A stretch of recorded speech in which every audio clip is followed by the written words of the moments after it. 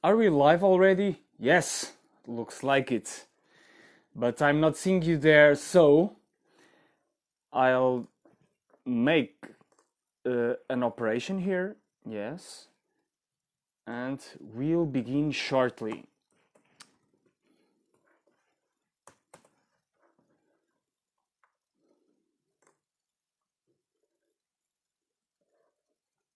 And yes, now we're done.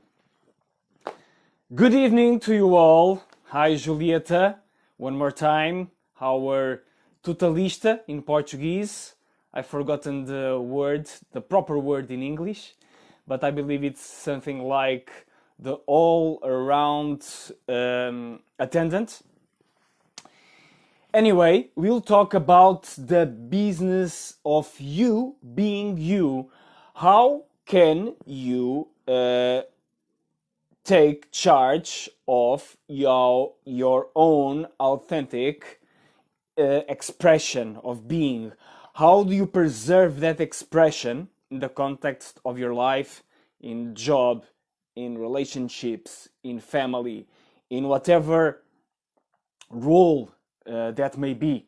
So you being you is you living to the fullness of yourself, you removing to the best of your ability all the layers, all the obstacles, all the resistances that stand in your way in the moment they arise. At least that's the definition I want to bring here to address with you today. As usual, please bring your questions, bring your suggestions, your comments. I will take them to build on the spot this live because it's much more fun, it's much more easier, it's much more rich for every one of us doing so. So please bring your questions, bring your remarks, bring your thoughts, your own stuff into the table for us to deal with it on the moment.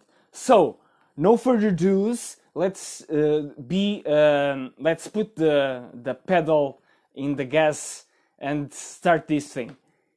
Being you is mostly a matter of removing stuff that doesn't represent you more than any other thing, because being you is the most natural thing that you can be.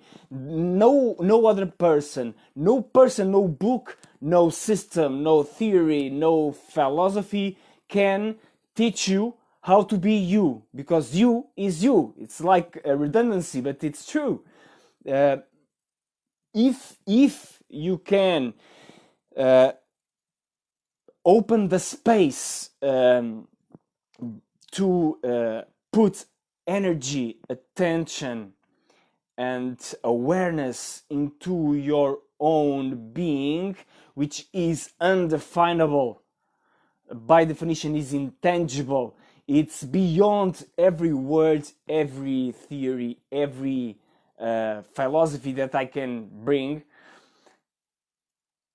It will naturally come out if you open the space. So the first remark is, please let yourself be, and let yourself be in a non-local, non-directive way. This is the same advice I've been giving in all the other Portuguese broadcasts, in all the other Portuguese lives. But it's so much important, because if we remove the artificial layers of education, of society, of peer pressure, of comparison, of competition, and all the other stuff that we are used to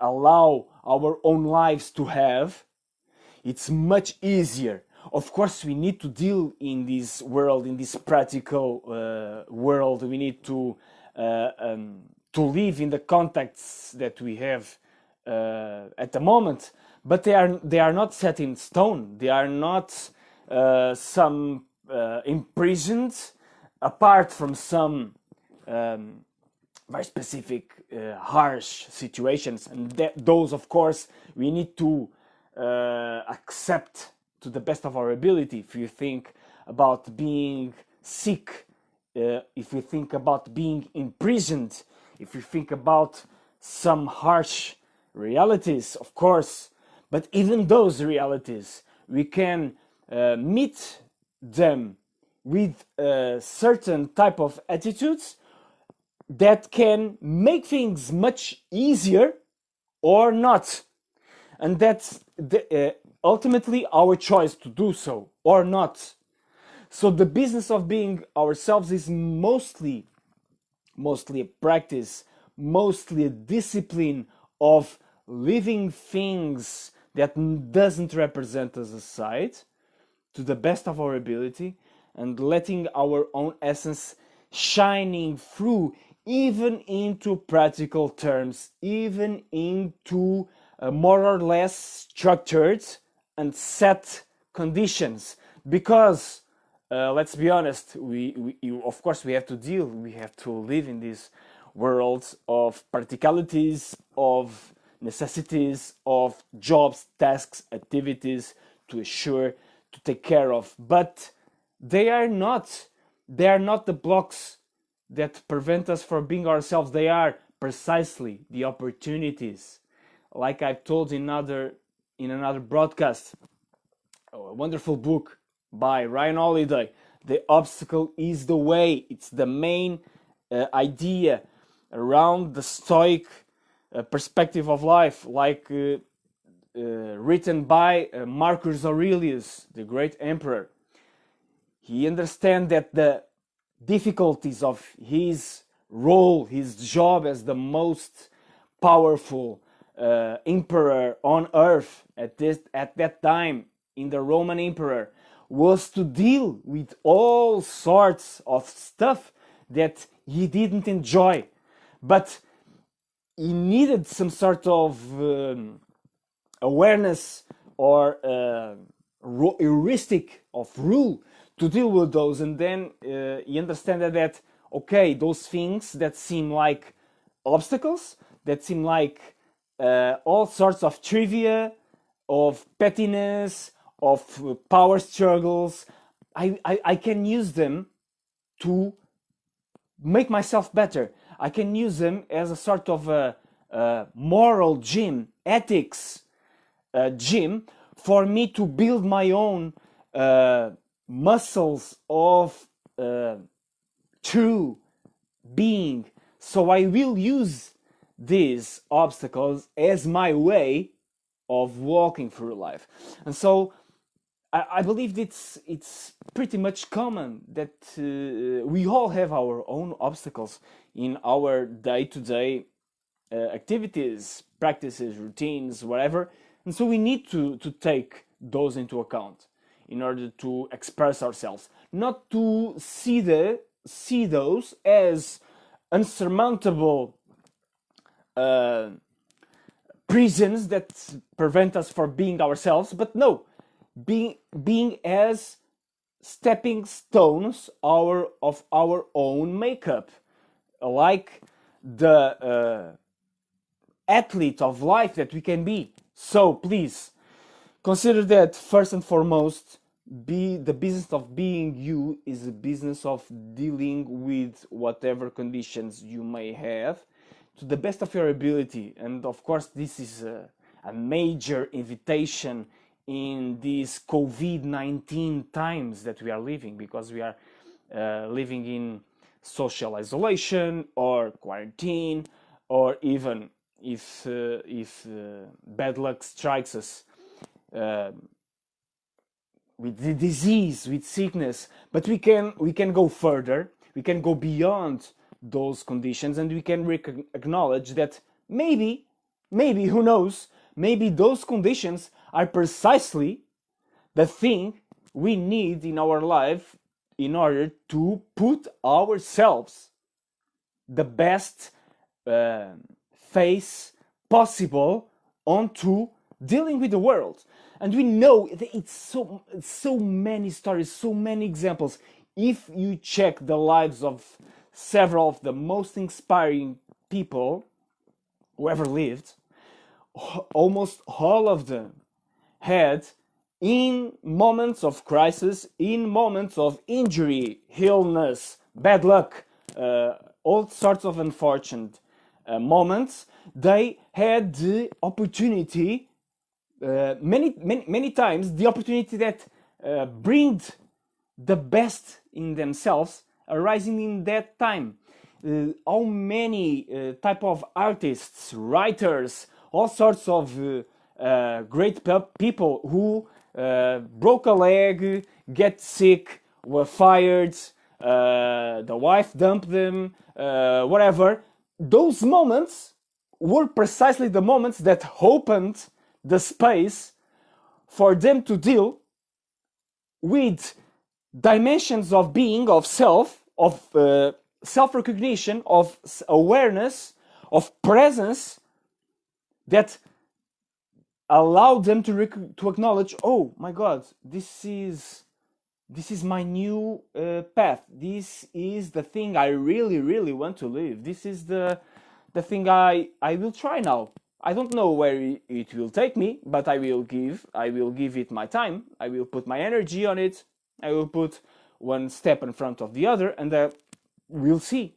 And naturally, the flux of life arose and take its own momentum, and they went forward, and they go after different, more inspiring and more uplifting and more authentic, truthful expressions for themselves. So please consider that the obstacle is the way. It's the main idea I want to stress here. And please, as usual, bring your thoughts, bring your questions, bring your remarks. I'm waiting for them. Please comment. I will have it will be my pleasure to consider those in this live. So, but this is the main issue.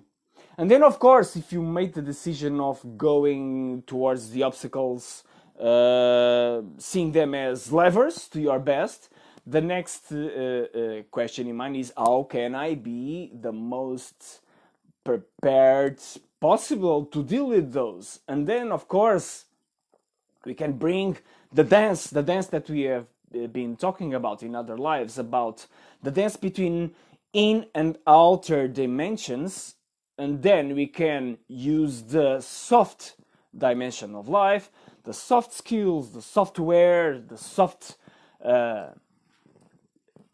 sort type of stuffs, and then we can couple them with the hard skills, of course, the hardware, the hard type of thing, the techne of life, the tooling, the processes, the systems, and all those things can bond, can pair to have our own ways of expressing what is the thing that we want to put right now. What are the whispers that we are sensing inside us, bubbling and surfacing up? Those whispers, what do they ask us? Because they don't shout the things, most of the time they don't. The things that want to come out to begin with, they whisper. They are very nuanced. They are very serene. They don't have their own space yet into our lives many times. So we need to listen to them carefully, attentively, bringing the awareness, the presence dimension into our lives with much more role and awareness, because we need that. We need awareness for listening to that quiet, gentle voice, because it doesn't punch you in the face saying you need to do this. Not not for the most of the times. It's like a little whisper that why don't you try that thing? Why didn't you go see that person, or pick that book from the shelf, or why don't you cook that dish and taste that flavor that will bring you some memory, lost memory from childhood, and that will maybe, who knows, bring you a dream that when you wake up you will have added clarity, because life is like uh, a, a, a cycle of synchronicities. If we open our eyes to it, that can make put one foot in front of the other and keep the momentum going, keep listening to the voice, and then we can go and take those classes, take those sessions, learning those skills, having some more energy on that practice that we know we need to have our best selves putting forth. So, this is the main suggestion I want to give you today for the business of being you, and then you can put all the other stuff that we have been talking, of course, mostly in the Portuguese. Now we can build, and we will build, an arc of content in English for you to understand better all these dimensions. And now I see your comment, Julieta, and I will read it. What is the best way to deal with more than one obstacle, especially if they arrive all at once, in the sense of having enough distance to see the opportunities in them? Great question, Julieta. Well, in my experience, the many things happen at once. It's at the same time the most common state in our own lives. It's like cherries, we pull one and they come all the others. And at the same time, it's an illusion, because if we are really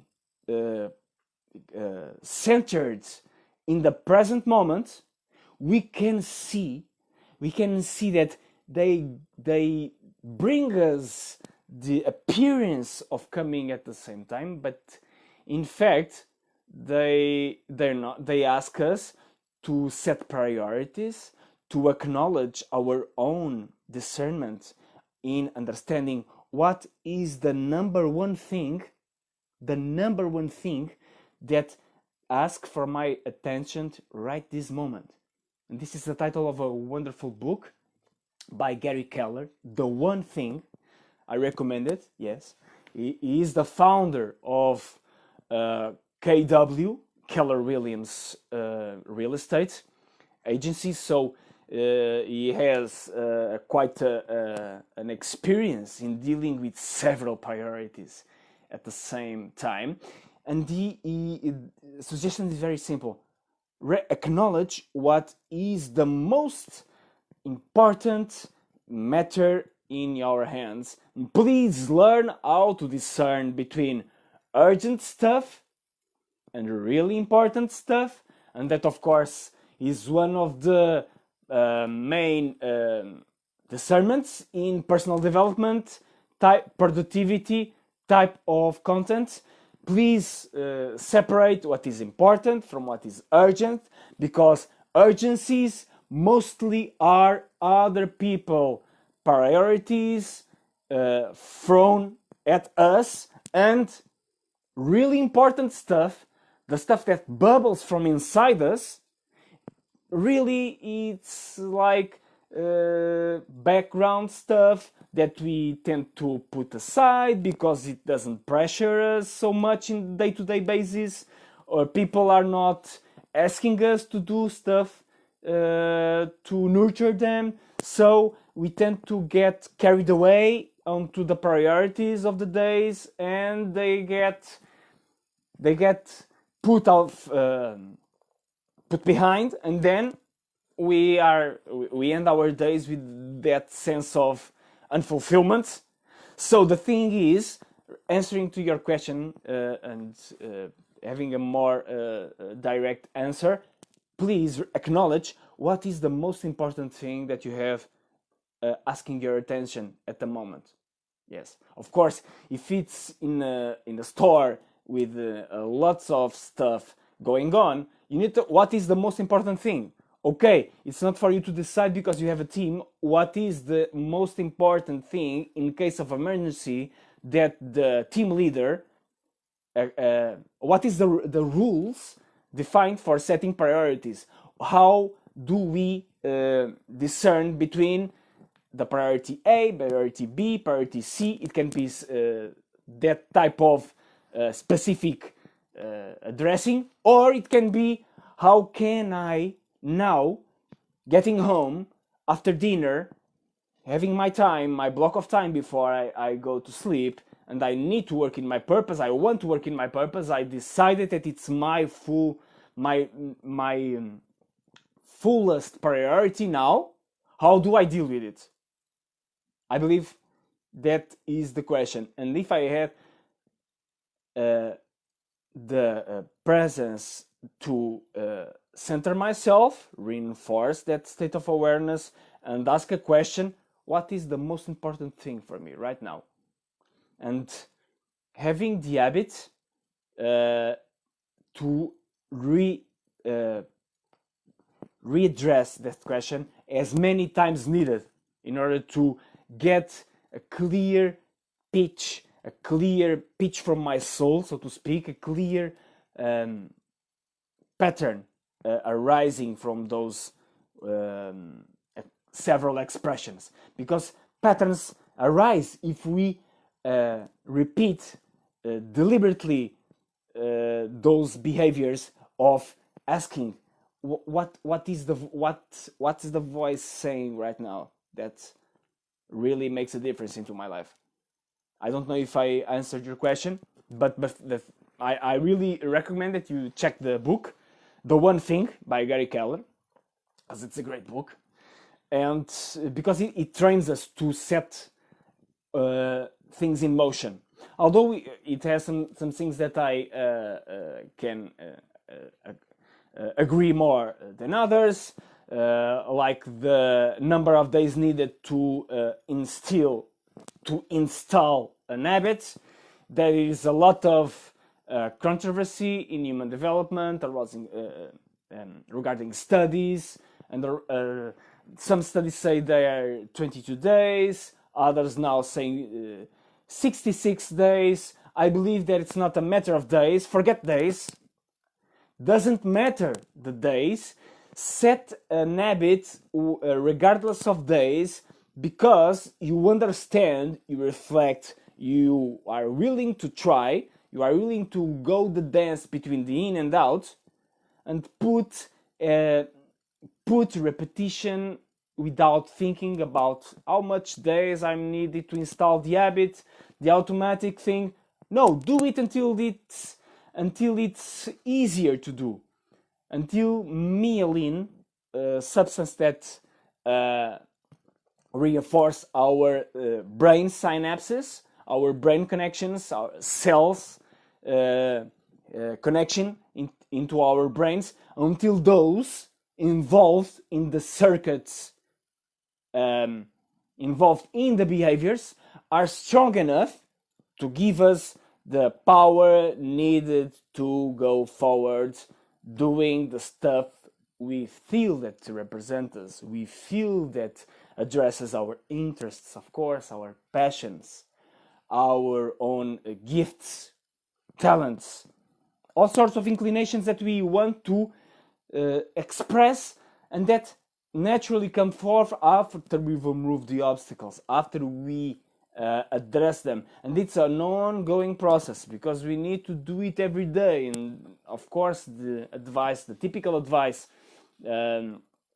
regarding reinforcing motivation daily, like Zig Ziglar said, motivation doesn't last. Of course, neither is bathing. We need to take it every day, because it's the way life is. Every day is a new day. We wake up, we have a new opportunity every single day to bring our best game into life. The game is not lost or won in a single shot. Of course, we can make a great contribution, we can make a great participation one day, but the other day we need to to take our best game again. We need to put the best face, the best being, the best you into place every single time in order to build the life of purpose that you seek. Because we can, and that's the magic of it, and that's the responsibility, the commitment is really, really the stepping stone of purpose. Because if if not, it's just a frame, it's just a story that you can frame. You can take a picture, and then you can print a picture, and then you can put in a board, and nothing happens beyond that. Of course, it's nice to have boards of recognition, or pictures that give us memories back, etc., etc. But living, it's producing those memories. Like a soccer president said one day, history is for historians. We live to get results. Of course, I will add that we live to get results that have meaning to us, that matter to us, that make us feel fulfilled beyond success in external definitions, that give us the profound sense of adherence to our own values, our own beliefs, our own makeup, of course. And that's what the purposeful life should be. So, my dear friends, this is the message, the main message I want to give you today. Please focus on the things that make you into what you are, and leave those take their place into your life. Give them the stage and the background to prepare them for the stage to be duly occupied by you. Please put the efforts one way after the other. Have the commitment to do so. Take your time. Don't be rushed. Don't be pressured. Don't compare yourself to others. Don't compare yourself like with following, with likes, with all sorts of... Of course, we all need to have some sort of results for things to happen. Nobody is exempt of those, but take your time, do the thing, and build using the assets, the gifts, the resources that you already have. Yes, and use them, bring them to the table, and make the best dish that you can with them. So please take good care of yourselves. See you tomorrow again.